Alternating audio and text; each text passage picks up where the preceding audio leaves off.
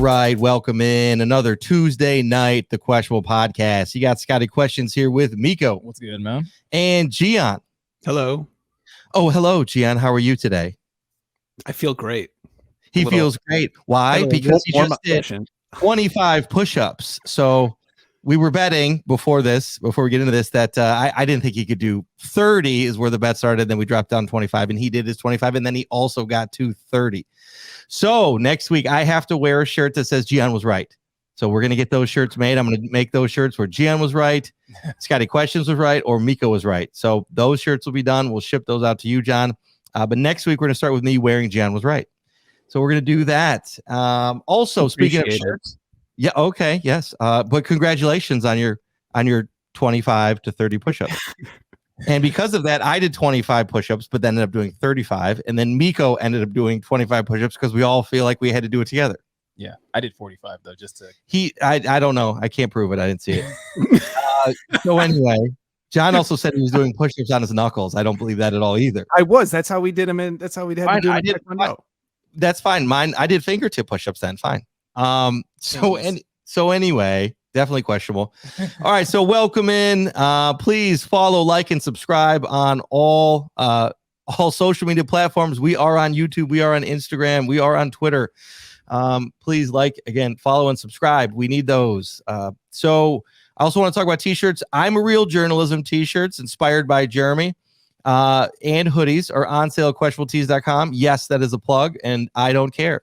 They are cool. They're reflective, and we've had a couple orders so far, so we're really excited about that. And this is the beginning of a relationship with Pride of Detroit. Yeah. You know, we had Jeremy on 2 weeks ago. We're going to start making some unique creative stuff for them as we move forward.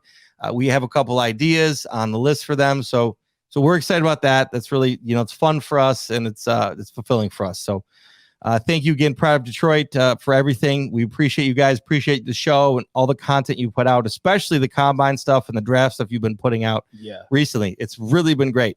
Also, to figure out schedules of when Dan Campbell and Brad Holmes are going to be speaking. So they had their schedule today, so they have a list of everything. So if anybody's those guys looking for that, those guys are so plugged into. They're on it. So Jeremy and crew, thank you guys, and we appreciate it. Keep it up.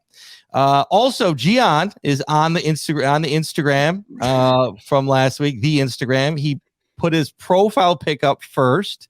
It's from a haunted hayride, or what is it from? Well, I mean, it's called Haunted Hayride, but it's Griffith Park. They do a whole thing. It is a haunted hayride, but then they also have, because it's a massive park, and they just do the whole park turns into a Halloween themed extravaganza. Okay. Got it. So you can wear the Scotty Questions was right. Okay, so I was right. So anyway, so having said that, so his first profile pic is a success, I think.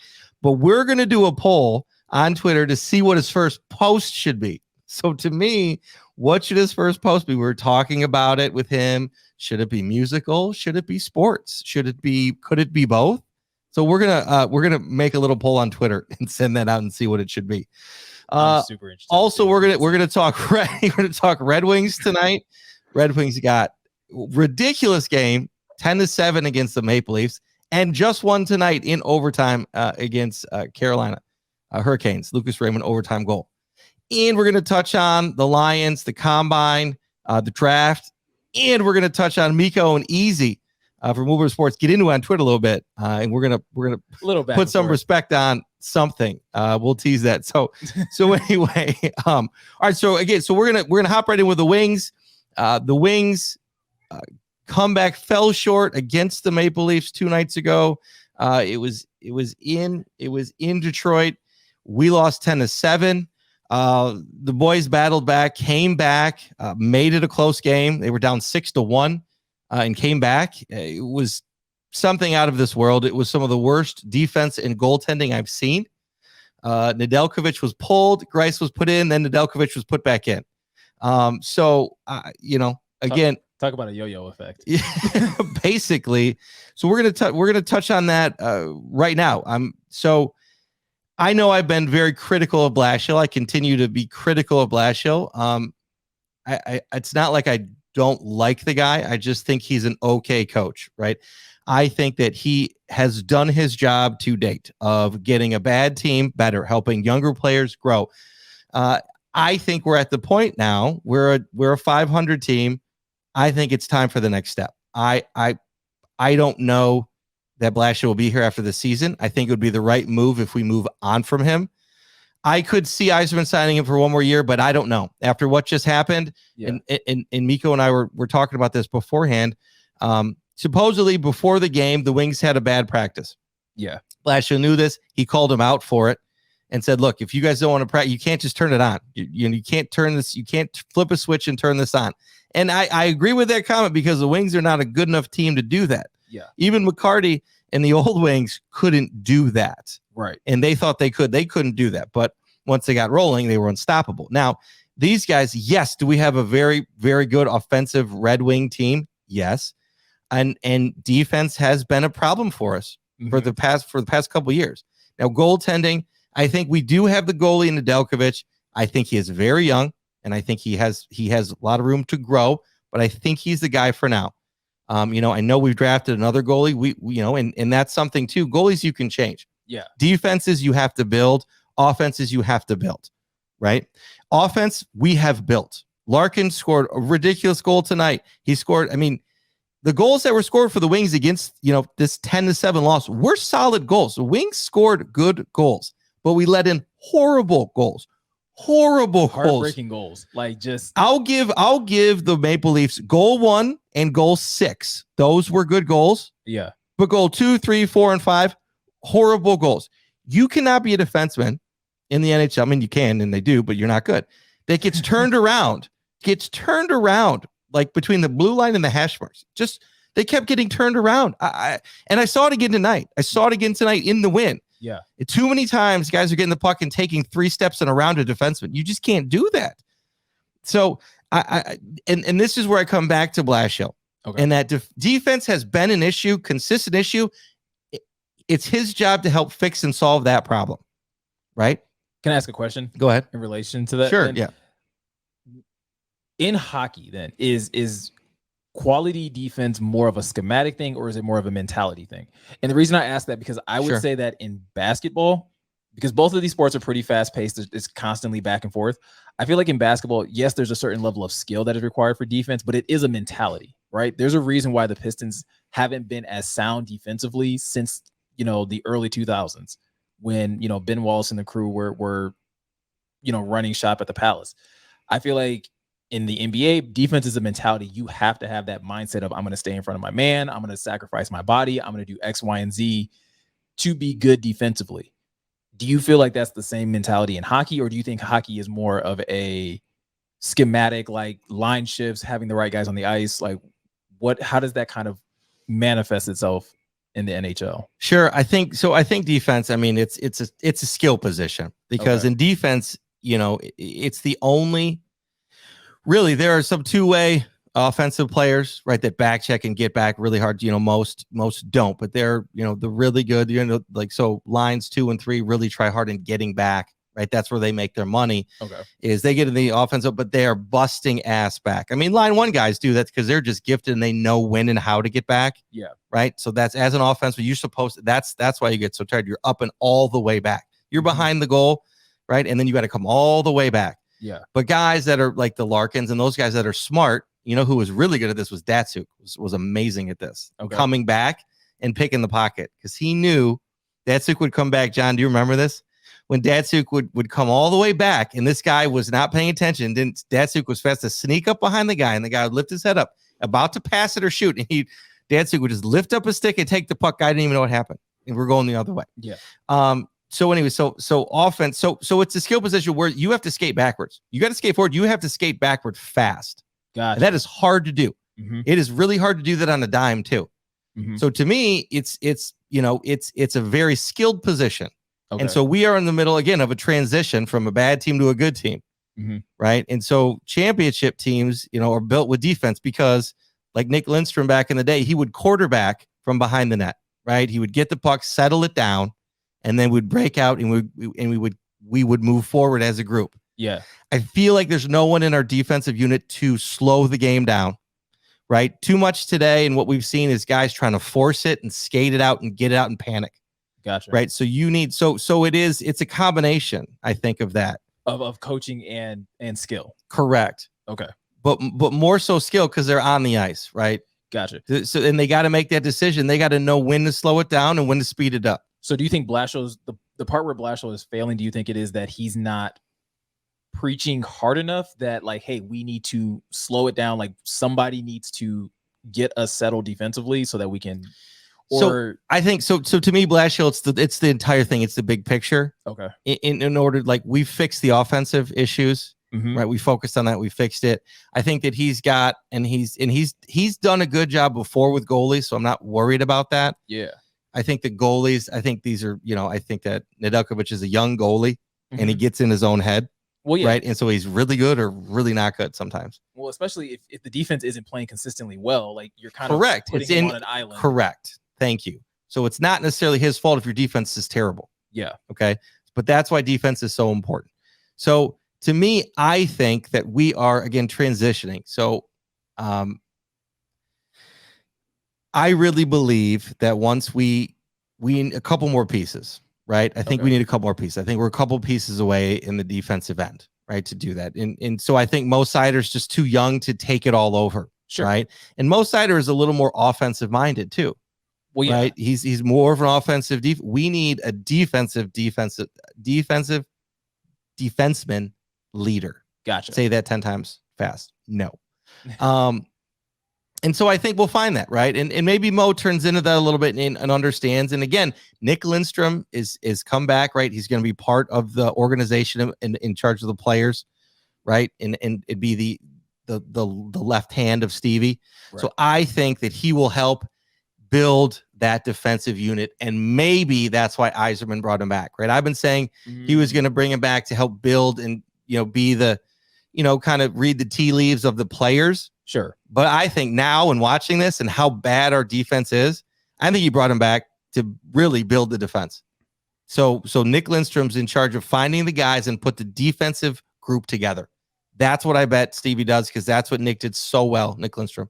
That's a really good point. And so if Nick Lindstrom's in the room, he'll be able to meet with those guys or to meet with the leaders or Mo and get Mo doing the right things to lead the other defensemen in what was successful for him. Now the game has changed, but I think still the fundamentals there, the fundamentals need to be there and they're not there. Okay. So to me, I just had that epiphany thinking about it right now that Nick Lindstrom is going to come back and help us solve defensive issues. Some of them, not all of them.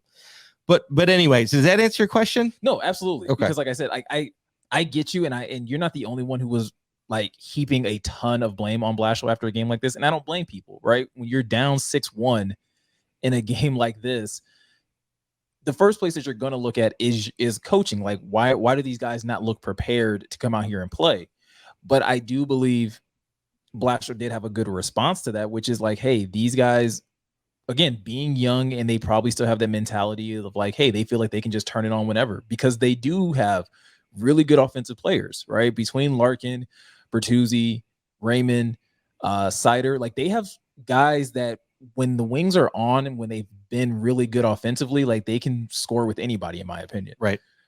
But it is getting that, like, it kind of does make me believe that defense is a mentality. Like you got it, like, and to your point, you probably got to get those guys in there that are going to take a great level of pride and like, I'm going to be solid on the defensive end, right? Again, to relate it back to the Pistons and the 2004 Pistons, like that's what they hung their hat on. They didn't expect to go out there and hang 90 on people. They were just like, we're going to try to hold you to 60, right? It was a mentality every single night of, we are just going to try to stop you. We are not looking to outscore anybody. And so I think, to your point, the Wings probably do still need to find those guys. The question is, does Blashill hang around long enough to prove whether or not his coaching philosophy is going to gel with those kind of players? No. Yeah. Go ahead, John. No, I'm just being snarky. But I do think so. Oh, did you just say no? I didn't. Yeah, I just said no. What? So I want to go back to something. What did you say that Willie? So what did Blashill say before, that they had a bad practice, and then? So the Blashill was saying that they had a bad practice, and he said, "You guys just can't turn it on and turn off, turn on." I have the quote right here if you want me to read it. Yeah, please. So quote, "I didn't love our vibe in practice, to be honest with you. I told the guys, I warned them, you can't just turn the switch on. I just didn't love our vibe in practice, and I don't know why, but it manifested itself here tonight. I was hoping I was wrong, but I was right. What you do every day is what you are. You don't turn switches on and off. You better come and embrace practice more if we expect to win games. End quote. Yeah. And so go ahead, John. Do you think that goes back to an earlier diagnosis from Dr. Tom of that Blashill just kind of has an overall respect problem? Like he's just one of those, like, and again, to compare this to Dan Campbell, Brad Holmes said it this morning with Pete Schrager, that you talk to him and you feel better about yourself.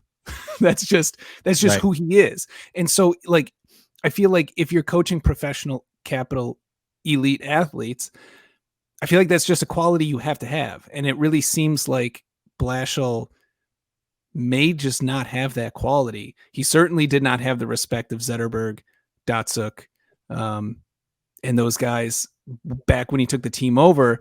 And I think the hope was that, well, they had already won a Stanley Cup. These guys are, all-star caliber players. And here's a guy who literally just got promoted from the minor leagues. So obviously the guys are going to have a chip on their shoulder about that. But now as time wears on, and now he has a team of very young guys, very promising young athletes. And it seems like he's struggling to wrangle egos. He's struggling to wrangle, to get the best out of these players. And I wonder if, it all goes back to, the same problems we saw when he first took this team over, is that it's just a general, he's just not a guy who inspires confidence. He makes you feel better about yourself. He makes you feel more confident. He makes you feel confident in his own abilities. Correct. Is that just something he just doesn't have? Yeah. And yes, you are correct in that he doesn't have it. And I've been saying this in all of the post games, right? That I've noticed is the way in which he's so critical of the team and the guys, even though they are younger. If it feels like he's kind of over it, a little bit tired of it. He's lost his patience. And so yes, to that. I don't think it's him wrangling egos though. I think it's him and the guys believing in Blashill being the guy to take them to the next step, right? I think these guys in this team is ready to take the next step, right? Like any team wants to be successful, but I think the Wings have it in them. I think we get a couple more pieces, and I think they really can go, from middle of the pack and start trying to make the playoffs here. I think so. I believe that the team doesn't think he's their guy, right? I think that Blashill has hit his limit. I mean, he's been with the Wings for 8 years now, 7 years. Yes, 7 years. So it's time for a new coach. I really think it is. It's time to change. Well, you could change it up. Now, Blashill has done a good job in getting them to this point. But again, it's that mentality and understanding that Blashill hasn't been there before, right? Blashill hasn't, grown a team and take them to the playoffs, right? That wasn't already good, right? It's just, he just doesn't have that je ne sais quoi. So my question then becomes, John, is that correct? There's an appropriate use of that phrase. Yeah. Thank you. I guess my question then becomes then, like, in his case then, right? Like, then what do you do in that situation? Because I'm other than him. What do you do, Blashill? Yeah, like other than him being critical of the That's team. Why he's frustrated. That's why he's frustrated. Well, and because I'm kind of I would be kind of frustrated in that situation. Sure. Where you're like, hey, you're coaching young talent. Mm-hmm. You're trying to push them in the right direction, and you're trying to set them up for success. And that we've talked about this with Dan Campbell, right? That doesn't always mean it's a pat on the back. Like sometimes you need a kick in the butt, and maybe he goes to that well a little too often. But there is a part of me that like sits back and look at players like, but he hasn't done anything like Matt Patricia level wrong. Correct. Right. So it's like correct for him to not have at least some buy-in with some of these, like for this team, which is still relatively young. Like I feel like in a sense that it does feel like the players are being a little impatient with him. So I think go ahead, John. Well, like, I mean, just like the one thing I want to say to that, and it's just like a knee-jerk reaction. I'm going to say that like I'm right or wrong, but like, I didn't realize he had been there as long as he had, Scott. Right. When you said he's like 7-8 years, like if I'm a player and if you've been doing this for 8 years, like how do you not know how is your toolbox empty after doing this for 8 years? How do you not know how to do this? Well, no. It's not that the toolbox is empty, John. It's that all of your tricks as a coach, right? Hockey coaches pull out all of these sayings and slogans, and they can only kick so many butts so many times before it gets dumb. Like even Babcock, after a while, right? That well had run dry, and Babcock had to go. He's an amazing coach, but he had to go because after a long, you get numb to the guy saying the same thing over and over again. Right. There's only so many new things that a guy and a coach can bring to the table to motivate you, to pivot your thinking to get the best out of you. So are you more so saying that Jeff Blashill needs to go just because like you believe that like his voice is carried as far as it can carry and that they just need a new voice? I think that's part of it. I think the other part of it is he hasn't been able to solve the defensive issues. I think that right. So it's a couple of things, right? It's big picture stuff, but I think at the end of the day, I think where we're finding ourselves and what it's boiling down to is his impatience, and he's frustrated, and that is extending to the players, and they're frustrated with him, with him too, and the same old thing. Now, again, we're not in the room. I'm not in the practices. However, I've been on teams. I've had different coaches. I've had the same coach for years, and it does get old, especially in hockey, because you got to kick some butts in any sport. And hockey is, hockey's exhausting. Not that any other sport isn't exhausting, but you're out there for 30 seconds on the ice. You only have 30-second shifts. There's a reason for that. Yeah. Well, no, and that's why I asked that, because I think I can see that, right? Like I can definitely get behind that thought process that like, hey, his voice is carried as far as it can carry. He's not solving the defense, and maybe he's going to the whole like kicking the butt a little too often. But I feel like if the kick in the butt thing is the thing that's like turning the players off, and I'm not saying that we don't know. Yeah. Okay. But if that was the thing that was like brushing a lot of players the wrong way, I would be cautious of like that being the reason that you want to get this guy out of here. Because if you get a more proven guy, like you think that guy's going to be more patient, he's a guy that knows what it takes. But he's going to be pushing even harder. Correct. But what that coach will know is who to get rid of and who to keep. Okay, so Scotty Bowman came in and he's like, okay, we need to get more of these guys and get rid of these. Like, you got it out with the old and in with the new. And maybe Blashill's got favorites and maybe he doesn't. I don't know. But like the thing that successful coaches that I've seen that win, know what they need and know what they don't. Okay. And I think and they know what they need to get to the cup and win the cup, right? And that's what, as Red Wings fans, I think that's what success looks like, right? It's not getting the playoffs, it's winning the playoffs. For sure. And so to me, that's what I think we're looking for. That's the next step of, and I think that Yzerman is, let Blashill run out his time and okay, everybody ready? Like next, here we go. And so I think this is working out the way in which Yzerman is planning. So I think again, this is going to his plan, I believe, because nothing seems forced, right? We're not in the middle of the season going to make a change. That's true. Wait till the end. So everything again is planned. We're not doing middles. Nobody's freaking out, but everybody understands and sees what needs to change, right? So when we make the change, no one shocked him. Like, good job, right? It's a pat on the back. Let's move forward. And so to me, that's a sign of a successful GM managing, a team that's growing. So that's my takeaway on that. So again, it's not just defense that Blashill I think has an issue with. I think he has an issue matching lines. Right, he can't match lines. He challenges like goals that are really goals. He challenges that, So again, shout out to those that watch on YouTube. We appreciate you, and we agree with a lot what you're saying, and we disagree too. But a lot of people are saying the same things we are. So again, we appreciate. Please leave comments and that's why I said I'm definitely not going to push back on the whole idea that Blashill probably should be fired. Right. More so just trying to get an understanding of what would be the driving reason, right? Yeah. And I would be fully behind again the idea of bringing in somebody who new voice, but also somebody that is going to like bring in somebody that's going to fix this defense, because it is, for somebody who hasn't watched a ton of hockey, I can sit back and be like, that doesn't look like quality defense. Yep, you're right. And so again, the epiphany while we're here tonight was that Nick Lindstrom is going to be the guy that's going to help do that, right? Yeah. And scout and help get the players we need on the team. I think the coach just managing that though and getting the right, defensive coach, assistant coach.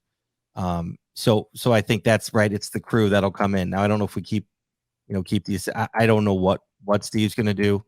It depends on who they get. So overall, that's the thing. That's my 2 cents with that game and everything. So crazy. Again, the ice was bad, but they just played a terrible game. They played a good game with terrible ice against the Rangers and won a shootout there. But the Pistons had just played before. But this is what happens when you have you share an arena. Yeah, you deal with that, and that's something that the Wings have never had to do, ever. We've had the best ice in the NHL. Yeah, for decades because of the Joe. Nobody else played, and it was the best ice in the NHL. Some of the best ice in the NHL. So that's different now, and so that's something that the players are going to have to learn. But a lot of these guys, didn't really get to experience the Joe. So anyway, so that's it. And then tonight they won in overtime. Congrats to them, Lucas Raymond, with a game winner overtime. So it looked like this is Raymond's second career OT winner. Mo Siders on a 7-game point streak, and I think Larkin's on a 15-game. Dude had an amazing backhand goal. He did have a sweet backhand goal. Miko saw that live. He had just walked in and basically Larkin. Yeah, we let up a soft goal, and Larkin just said, "No, guys, I got it." Went right down the ice and scored 30 seconds later. So anyway, congrats on that. It's fun to watch, right? So at the end of the day, we can say the Wings are entertaining. So we got to get down to a game before the end of the season. So that's it. So having said that, let's move into the NFL Combine, I think. Yeah. Okay. So to hop into NFL Combine, which kicks off this week, quarterbacks and I think wide receivers and running backs touch the field on Thursday. So yep. Huge week, obviously, for a lot of testing, figuring out a lot of players' measurables. We're going to find out what people run, figuring out how strong, how agile, all that type of stuff. I think the interviews start tomorrow too. Yeah, in the morning. Yeah, interviews and medicals. They might have actually started some of them. Oh yeah, absolutely. Like I'm sure teams are jumping on this as soon as possible. And one thing I do want to point out before is so we were there doing the custom Under Armour stuff before, and so to see these guys, they're all in this giant room at all these tables. It looks like a giant like the library, like studying, like study class. It's really with all these kids with backpacks. It looks like a giant like study, like what do you call those? Was it study hall? Study hall? Yeah. I don't what's funny about that? I don't remember. No, that's pretty cool. Study school. We're very far removed from a little bit older than we look. Yeah. We look fantastic. I was gonna say, I was trying to figure out a way of like not sounding like snobby about it, but like we do look good for our ages. No, we look great. But no, so there's going to be obviously a lot of the big names are going to be testing. Can't wait. And so one of those big names is Kyle Hamilton. And this past week, there has been a lot of buzz around Kyle Hamilton.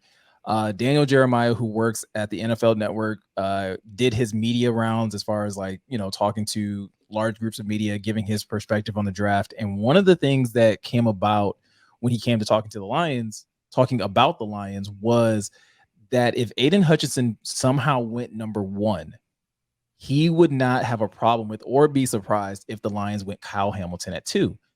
And that train of thought seems to have caught fire. And there are a lot of people on this train now of, hey, Kyle Hamilton probably would be a solid pick at 2. For those who don't know, Kyle Hamilton is the safety out of Notre Dame. He's projected to be about 6'4", about 220 pounds. So big kid. But can he do 25 push-ups like John?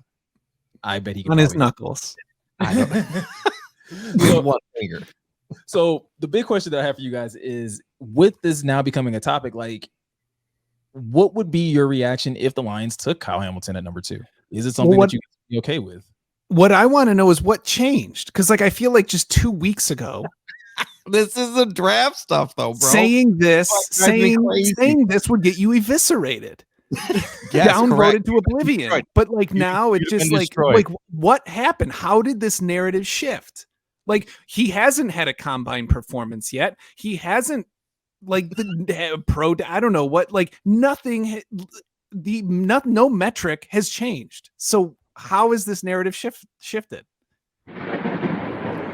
So, John, the only thing I can possibly think of, right, is not that the narrative around Kyle Hamilton has shifted. It's that the narrative around the other players at the top of the draft have shifted, right? We talked about this last week, or it was last week or 2 weeks ago, we talked with Jeremy about Kayvon Thibodeau kind of slipping and people like being a little down on Kayvon Thibodeau. So it's one of those things where if you're down on Kayvon Thibodeau, you're obviously, a lot of people are high on Aiden Hutchinson. Kyle Hamilton was always like that number 3 player on the list where they were like, hey, yeah, he plays safety, but arguably like the best talent in the draft. So I think, to me, I think he's got to prove it, right? If he has an amazing combine, okay. Is Thibodeau going to be at the combine? Yeah. Okay. So I think this is where the combine comes into play, right? In which we can evaluate these players further. They can interview them further, right? Yeah. I think this is why we have the combine, right? I think that's. So again, to me, I go back to the combine draft, like, okay, we'll see what they want to do, because at the end of the day, it's Holmes and Campbell decision. It's really a Holmes decision, right? Yeah.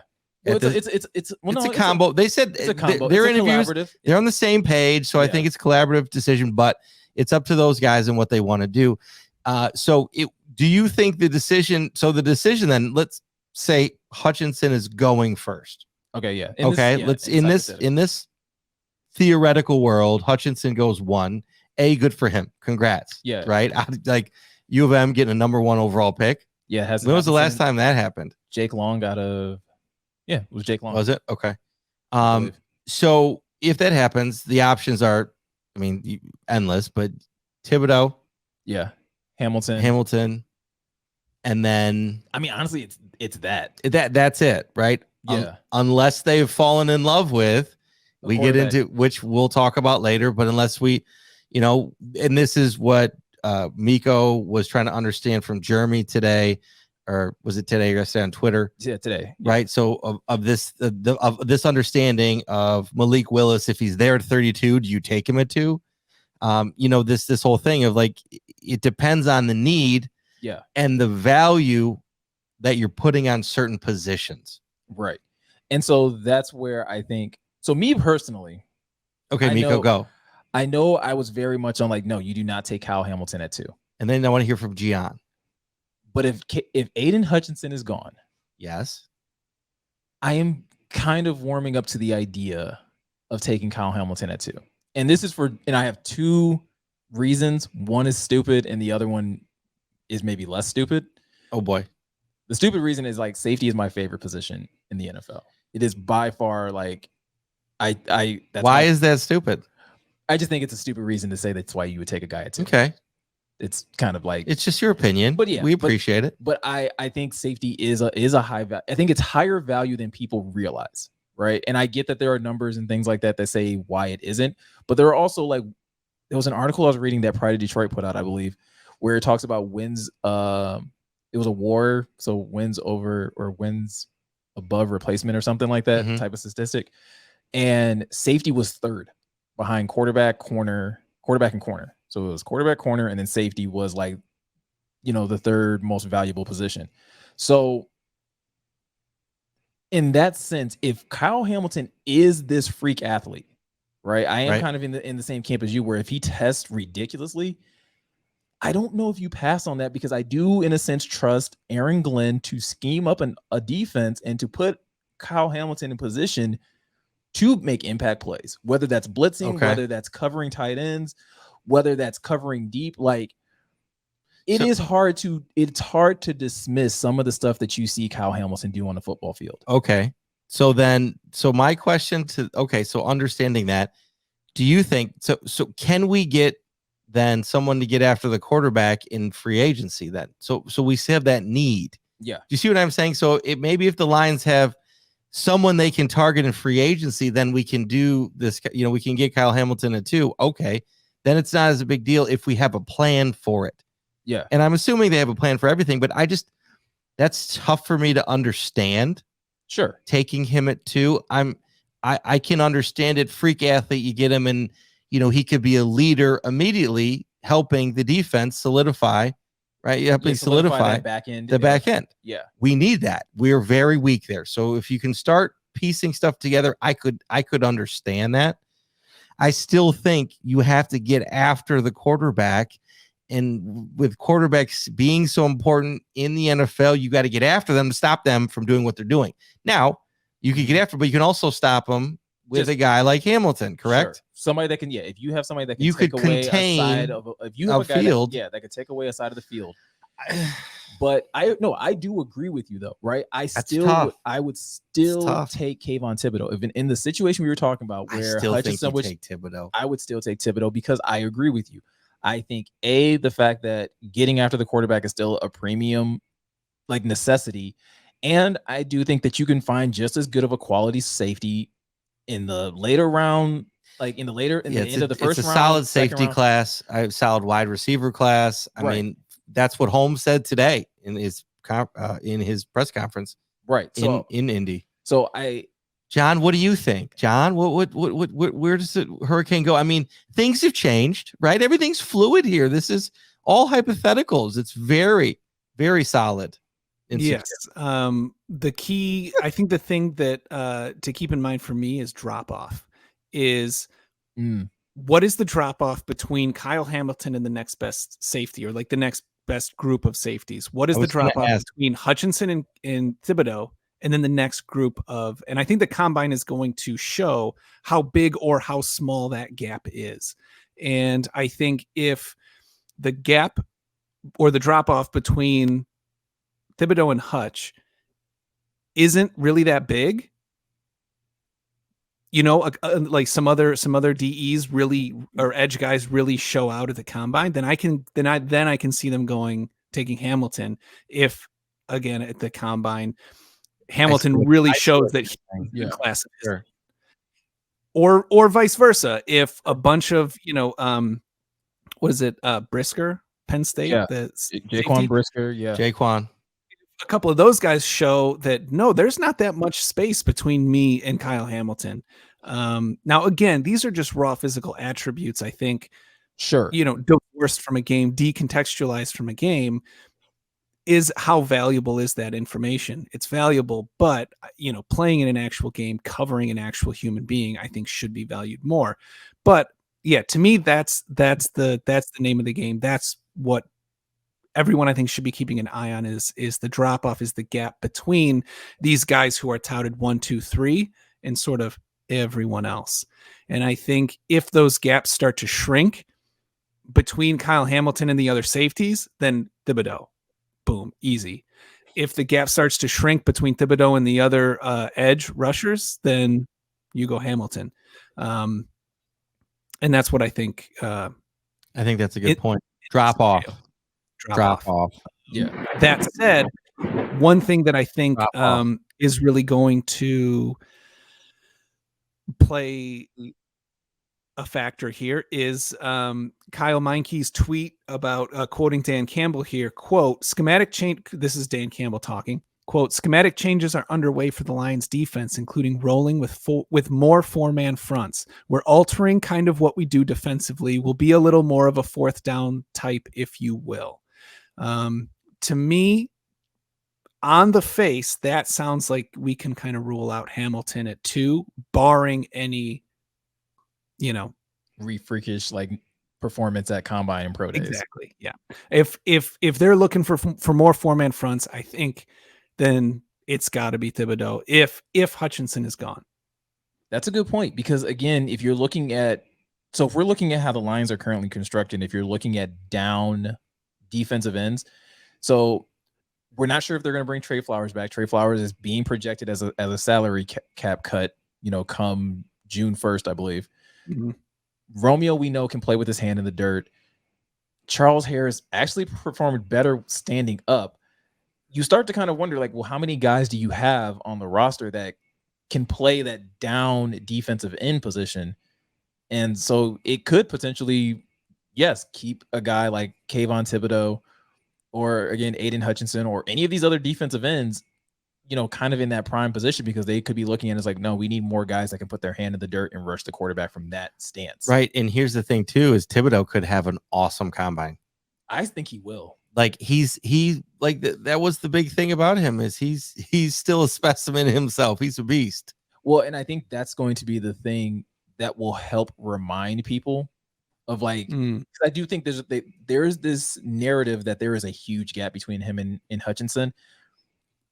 And I think it's recency bias, right? It's because Aiden Hutchinson is coming off of the season he had, which is phenomenal, right? You're second in Heisman voting, 13 sacks, all that. Like, it was a really good season. Thibodeau could come back to be like number one and be like, oh, that's right. This guy, but like, well, it's one of those things where you sit back and you realize, like, hey, that's awesome. It really is.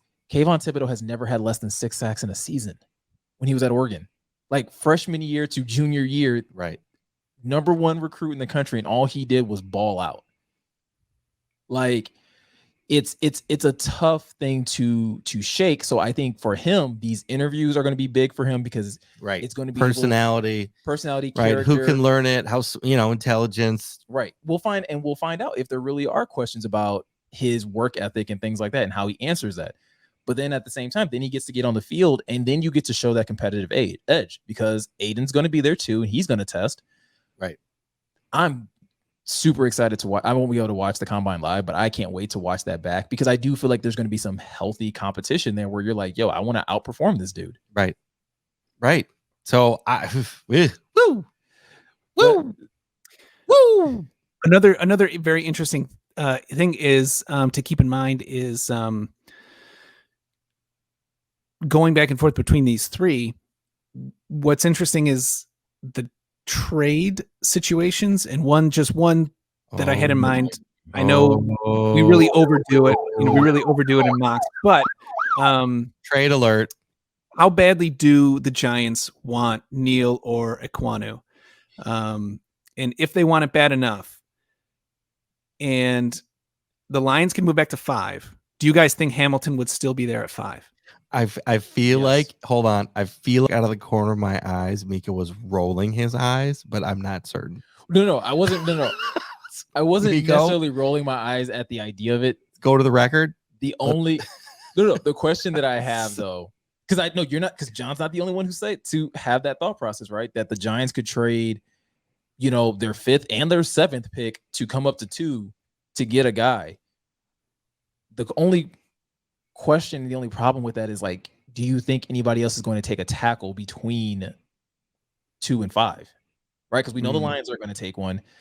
I don't think the Texans need one at 3. Then you have the Jets at 4, I believe. God, you just really, at that point, you really have to know who you want. Yeah, the Jets could take one. You have to know who you want, and you're gambling at that point, which I get, but like, I mean, that's so risky. Yeah, you gotta have, in my opinion, you have to have at least 3 options, like for that first pick. If you can't get it right, like you have to have. All right, then we're good with taking any of these group of like this, these 4 to 5 players, depending on how that shakes out. Yeah, I mean, if you're the Giants and you think that the Jets may take the second best offensive tackle and you want that second offensive tackle, then yeah, you probably will have to call the Lions and be like, hey, the Jags took a tackle. There's only one other good tackle there. Aiden Hutchinson is there, but we're not taking him. And if you're okay with taking Thibodeau or Hamilton, like, yeah, you probably do trade down. Well, plus everyone is there.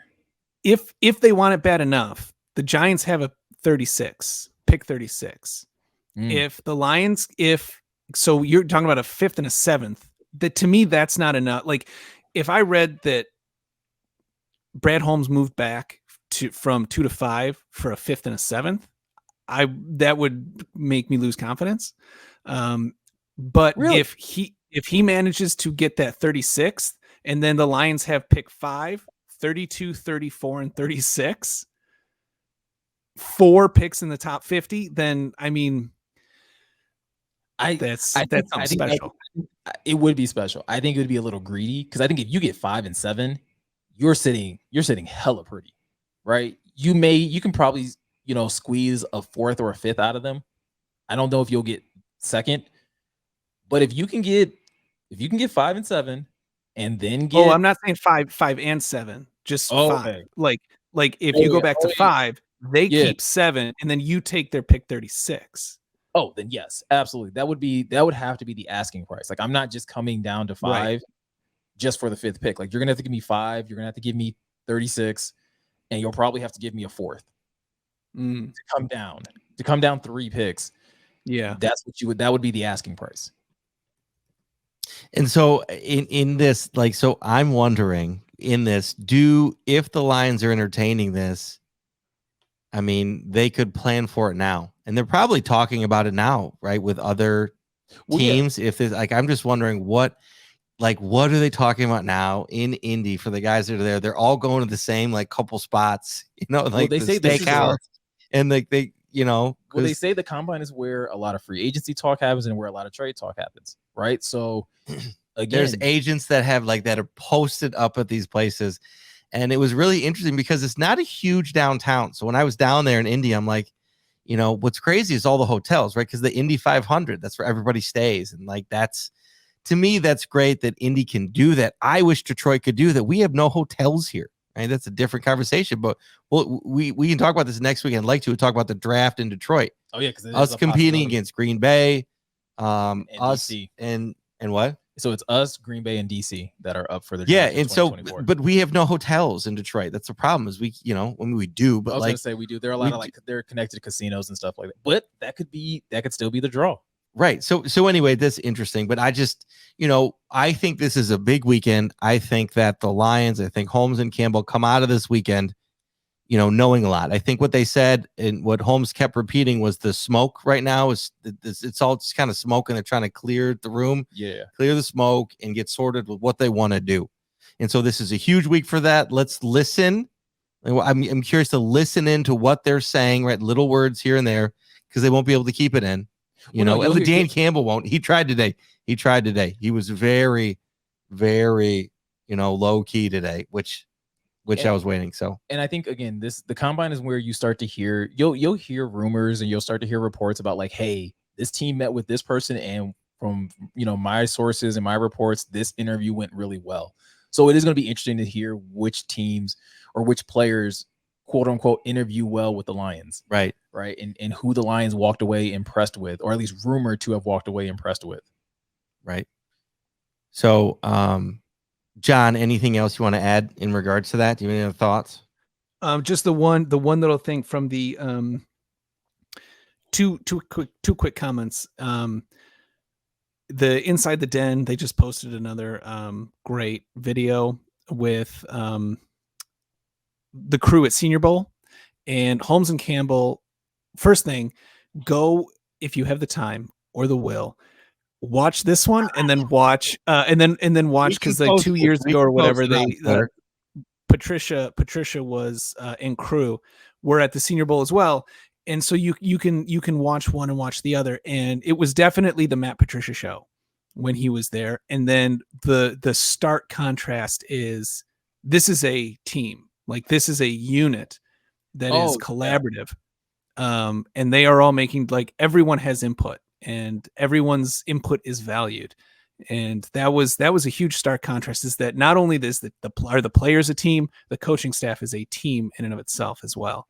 And that really kind of came out in that video. Also, secondly, they hinted, like you said, Dan Campbell is having trouble keeping his mouth shut. I don't know if this was on purpose, but is rumored, and I love escape rooms. I love conspiracy theories. So we got a little chum. They chummed the water that there's apparently a free agent that they're looking at or interested in, who is going to be 29 years old at the start of next season. That list is not very long, and it's very interesting. Who's on that list? We texted it. We have it. It's Jadeveon Clowney, OBJ, Quandre Diggs, Marcus May. Goodness. Randy Gregory, Devondre Campbell, Teddy Bridgewater, Trent Brown, Darius Williams, Melvin Gordon, Jamison Crowder, and PJ Williams. And that is it. So, as Miko said, we can probably cross off Gregory, OBJ, Adams, Trent Brown, and Melvin Gordon.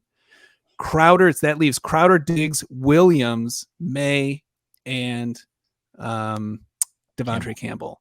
So very interesting stuff. Was Bridgewater in there?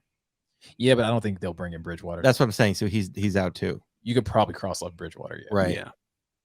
Yeah. So for all our gumshoes, Okay, for all the gumshoes out there, who do we want on that list? Let's say, okay, perfect world. Who do we want? Devontae Campbell, linebackers. I'm all in on linebackers. We had like the worst run defense in the league. We got absolutely torched, and I think that's something that they're really going to have to cover. We said at the combine, if we can't talk about receivers, edge, or quarterbacks, who do we want to keep our eye on? For me, linebackers.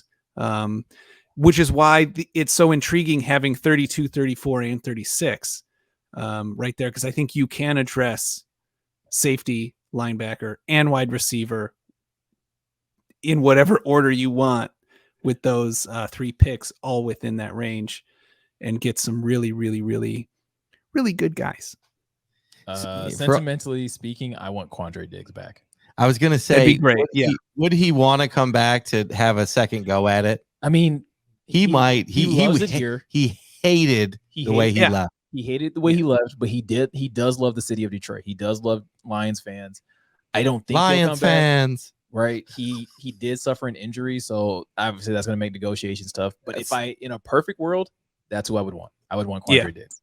Absolutely, me too. Would that affect the Hamilton decision? Yes. See? Yeah. Ooh, right? Yes, it would. So what would okay. So anyway, for those detectives out there, thanks, John. You heard it here first. Those 29-year-olds on the free market. More breadcrumbs. Hopefully we'll get more breadcrumbs. You know, we might have to do an aside for sled strings. Pepe Sylvia. Questionable sleuths. Well, we got to start. I think we need to start doing something with Gian and his Reddit deep cuts, because John is the only one of us that spends time on Reddit. I do not, and there's some stuff. There's gems in there. Yeah, and John, John finds them. Yeah. One gem at a time. One gem at a time. All right, but we got to let John go. He's going to miss our next juicy topic, which I think Scott and I are going to have. Yeah, I think he's got dinner with Tom Cruise tonight. I think Brad Pitt's he's trying to recruit me to Scientology. Is that what it is? Yeah. Well, so I'm not on board, but he always foots the bill, and it's great, and he takes me to great restaurants. So I'm going to have to toe a very fine line here of saying no to Scientology, no to maybe a cult, that should, but yes to great 5-star dining. And maybe that should be your first Instagram post. You and TC, just toss TC a questionable tea. Yeah, he wouldn't. Well, yeah, we wouldn't be able to get photos of me and him standing next to each other. No, that would cost too much money. Yeah, $100,000 a pop, probably. Well, also because without him, I mean, and I don't. It's very well known that he's not a large man. And for our devoted listeners who don't know, I'm just have him stand on a chair. That's fine. I mean, there's chairs there. It would have to be like cut off from the waist, and he would have to be standing on something for us to even be like moderately comparable. It's fine. With that in mind, when you do hang out with him, make sure you get his take on the importance of missionary position in a healthy marriage. I will. He would probably have to say impossible. Hey. The gods of Xenu allow that position. I don't know if Xenu has any input on their sexual. Is that a Scientology joke? Yeah, like that's like Xenu. It was like Xenu's the. Yeah, I was clarifying for those out there that didn't know, or for those that were offended. We apologize, but do we? Yeah. I mean, I already called it a cult, so we can't really be like, yeah, it's a cult, but okay. We apologize for saying the word Xenu. Okay. All right, Gian, have a good dinner. No, great. Thank you very much. All right. Later, man. And that's Gian. Another day with Gian. Yeah. So speaking of missionary position, here we go. So that people don't just think like this podcast has gone completely left and like it has not gone off the rails. We have planned for this. This does still relate to the NFL Combine and to draft talk, which was what we were just talking about. Scotty led off the show saying that me and Easy from Woodward Sports had a little back and forth. It was all in good fun. I think Easy is a great representative of Detroit sports. He covers Detroit sports really well. We appreciate what Easy does for sure. Dude's hilarious. But Easy had a tweet where essentially he was saying that if you have a problem with the Lions taking Kyle Hamilton at 2, that you probably never evolved past Missionary. And I literally died laughing when I read it. I was also slightly offended because I'm not of the opinion that the Lions should take Kyle Hamilton at 2. I'm not drastically opposed to it, but I wouldn't do it. And so that led to me responding back to Easy in the following format of saying basically, hey, first of all, pump the brakes a little bit. Should we go to the record here? Do we want to go to the record? Yes, let's go to the record, please. I would let the record show. I will. I got to pull up my That's Twitter okay. real quick. That's okay. Because we do want to be factually correct on this podcast. I was gonna say I saw it, but I would like to hear it again, word for word. Yep. All right, let me see. Okay, here we go. So, to quote Easy correctly, because I would hate for somebody to say I am misquoting him. Easy tweeted the following: people who want a pass rusher over Kyle Hamilton never evolve past Missionary, and it shows. To which I replied, 1, my wife would strongly disagree.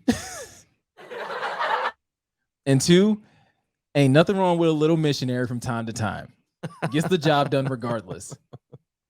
And 3, that was still an amazing tweet by Easy. Like, I have to give it to him. That is still, I got to give it to him for originality. That was good. I mean, Easy. That's why we like Easy. He's funny, man. He's an intelligent guy, and he can mix, his humor with his comments. I mean, that was funny. He said a bunch of funny stuff on Woodward Sports Network. Shout out to Easy. Yeah, and the crew over there. But Mac, how you doing, bro? Neil. But we've already kind of discussed the Kyle Hamilton thing, and we've gone back and forth on what we think as far as that in comparison to an edge rusher. Right. But right now, I feel like we have to come to the defense of Missionary, because I don't like that we're slandering Missionary position out here in these streets. All right. Yeah. I mean, it's a quality position. Like, it's a premium. You know how in baseball they say that like every pitcher needs to have a good fastball? Yeah. And that's what I feel like Missionary is. I mean, we were made to do it that way. Right? I mean, that's how God made us. I feel like it's the most simplistic. I get that. Like, I get that simplistic sometimes gets tied to boring, but it can't. Like, if it's boring, then you're not doing it right. In my opinion. There you go. Okay. I feel like if you find Missionary boring, it is because of you. It is not because of the position. All right. Quality time is quality time with your significant other is what you put into it. No. Hello, doctor. Doctor. So, and the thing that I love about this is that like I had this conversation. Doctor did not pick up. I had this conversation with my wife, and she agreed with me. She was just like, I don't know why anybody would slander this position. This position is amazing. I don't have much to, I can't. I agree with you 100%. I got not much to add there. So this is just my verbal response to Easy. Yep. Just put a little respect on Missionary. All right. It's a premium position. It's the fastball of intercourse. All right. Everybody needs to have a good one. It's the position. It's honestly the position that puts the man in like the most prime, light. It's all you. Oh boy. All right. It's the position where you get to deliver the most it's premium. The fastball. It's premium pumps, man. It is okay. All right. Okay. All right. It is premium. All right. If you want to go out here and get unleaded, that's fine. Missionary, premium.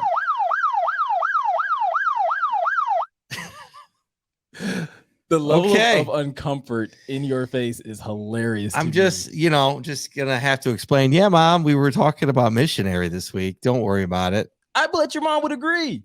I don't want to go there, but I don't want to go there. So anyway, Miko, is there anything else? Did we cover it? I think that's good. Yeah. I think Easy. Put some respect on it. Put some respect on that. Just a little bit. Just a little bit. That's all I'm asking. What did he say again? He goes, so what was the quote for that? So basically, if you believe that the Lions should take a pass rusher over Kyle Hamilton, that you've never evolved past Missionary?